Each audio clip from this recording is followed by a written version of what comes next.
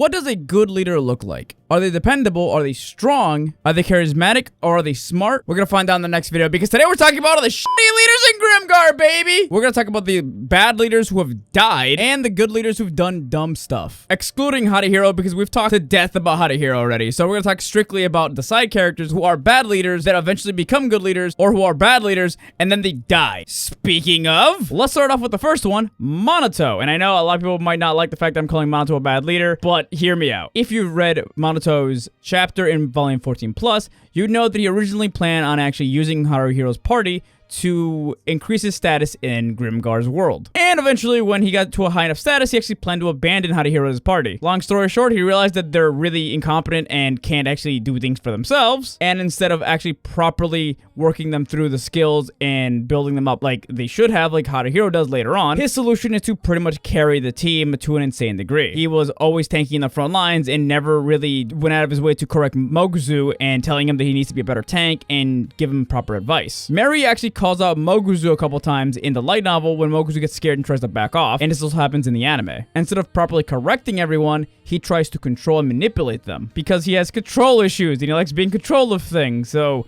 he ends up basically doing everything in the party. And because he carries the party too hard, ends up being one of those things like in video games when one of your friends doesn't have the skills to properly play the game and you carry them too hard and they can't play the game by themselves because they don't have the proper experience or knowledge. That's his arm, but I'm proud that you're trying. Stop smacking him with the clutch claw. Push triangle. Why? Don't. What are you doing? Triangle. It's the green button. I think he's f***ing dumb. This comes back later and bites him in the ass, and he ends up dying because of it. And yes, there's other contributing factors to this as well, like he wouldn't stop healing people when he just had little scratches and they were mostly fine. And this is mainly from a mix of him at that point actually caring about them, because he does eventually start to care a little bit about them, and also being worried that they're so incompetent that he could die from having a single scratch. And that says a lot about what he thinks about them. The next one actually is kind of funny because no one ever remembers this guy. I don't even remember his name. I don't really care about looking up his name, funny enough. Fun fact, this guy's so irrelevant that you can't even find his name on the Wikipedia. But he is actually Kuzaku's leader, or at least before he joins Haruhiro's party. This fucking guy's hilarious. Not only does he flirt and try to date the girls in his party, to a very gross degree, mind you, Kuzaku heavily implies that he barely has any frontline experience because he was the backup support tank in their party. This implies they never really had much of a use for another tank in combat, which could mean that Kuzaku's party is either significantly more powerful than Haruhiro's party, which we find out in volume 3 is not the case at all, or this jackass decided to be a good idea to maybe fight a couple goblins, maybe a kobold or two, and was confident enough to jump into fighting orcs immediately. And they all just died horribly. So yeah, Kuzaku's original leader is just the right. What makes it worse is that missions like the Deadhead Keep mission actually don't require everyone to sign up for it. If your party is not experienced enough to fight orcs, your reputation will not suffer for not joining. And as I stated earlier, Kuzaku's party is heavily implied to have not really fought that many monsters. We even get to see how badly panicked they get when they see some orcs coming after them, and Haruhiro and his party have to come save them.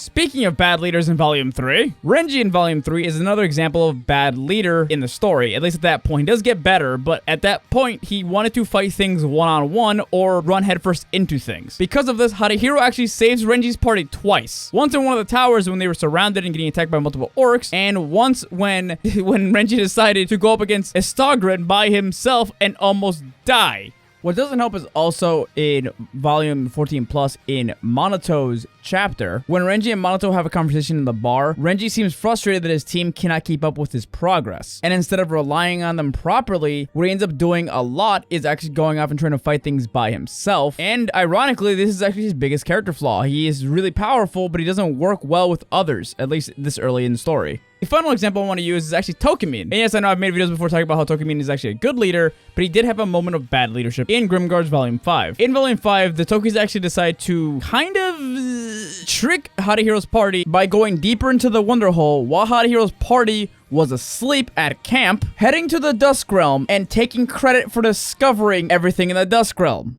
In bird culture, this is considered a dick move. Problem with this action is, well, strong as the Tokis are, they're not exactly the smartest bunch. And I do not doubt that Tokimin was not the one who came up with the plan to go deeper into the Wonder Hole and abandon Harihiro's party so they can all get the glory for themselves. Tokimin doesn't come off as that kind of, you know, jerk. I'm guessing one of the other party members came up with the idea and he just kind of went with it. It wouldn't have surprised me if one of the dumber party members actually came up with this idea, because one of the things that I found really funny about this is they got to explore the Wonder Hole deeper, specifically because Harihiro would always scout out for everyone to make sure it's safe. Without Harihiro being there with his party, they ended up getting lost in the Wonder Hole and almost ended up dying, and they also got separated as well. The Tokis are used as an example of basically being the polar opposite of Harihiro's party when it comes to not being careful. They are very impulsive and do what they want to do, and this almost ended up getting them all killed. And now let's talk about what you can learn from each of these leaders individually when you look at them. Monato's lesson, I believe, is do not overly be controlling of your party and everything in your party. Give people a chance to grow and don't just carry them the entire time so harshly. While Monato's lesson is basically don't be a controlling jackass,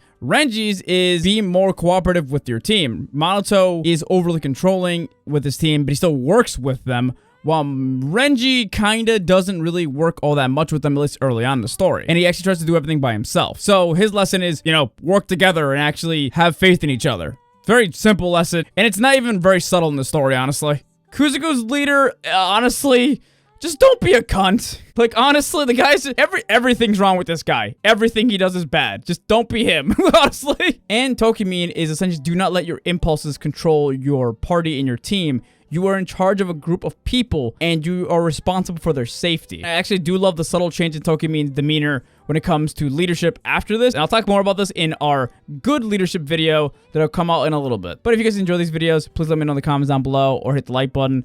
Let me know what you guys thought about this in the comments down below. And let me know if you guys want me to make more longer videos like this. Thanks for watching, guys. See you guys in the next video. Bye.